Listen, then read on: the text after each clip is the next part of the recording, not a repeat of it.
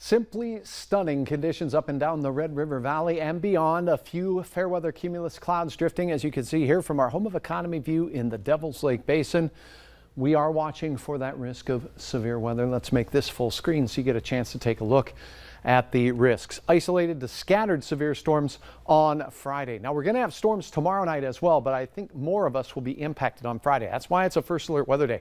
The timing will be late in the afternoon and into the evening, and there will be a risk of hail and wind. Those will be the two main threats, but because there will be some spin in the atmosphere, we cannot rule out tornadoes, particularly in the early onset of the storms, late afternoon and early evening. Then overnight, likely more a wind event.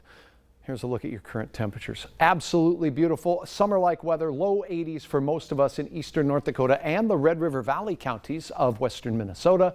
70s and comfortably cool, if you will, in central Minnesota. The radar and the satellite, we could turn the switches off on those. And for that look at stormy weather, the Ohio River Valley all the way down through Cincinnati. Few strong to severe storms in southern portions of Kansas, but the northern plains tonight very high and dry. Tomorrow, a marginal risk of severe storms very late in the day, and it looks like the main risk is going to be in our southern tier of counties. We'll have hour-by-hour details on that in a moment. More widespread, every one of our counties has a risk of severe weather. Right now, that's a marginal risk, which is really this first risk where we might see a couple of storms the way we're thinking. But you know what?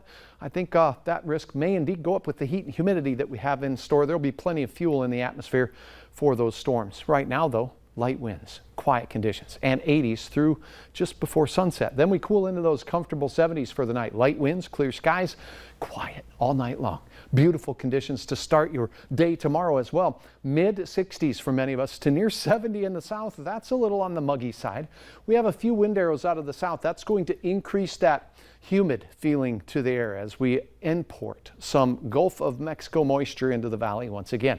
Hot and humid in the afternoon. By midday, already 80s for most of us, and then we're soaring into the 90s for almost all locations, with the exception of central Minnesota, where we'll see mid and upper 80s there.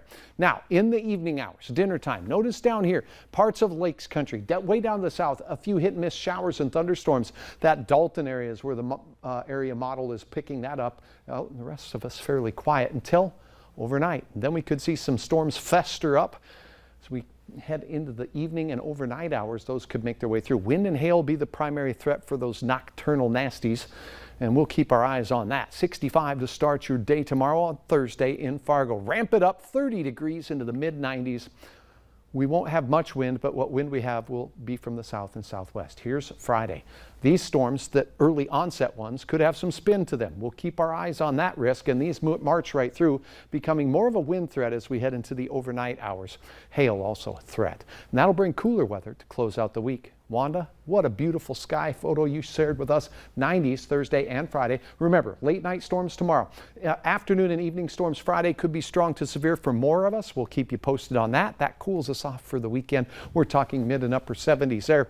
And besides a few Saturday morning showers, things look pretty quiet. Then next week, we're back to some summer-like conditions with a couple of storms Tuesday and 80s. Better get my lawn mowed tonight then. Not a bad idea because it'll be cooler than tomorrow. All right, thanks. Yep. Children under the age of 5 will soon be able to get the COVID vaccine here in the Valley.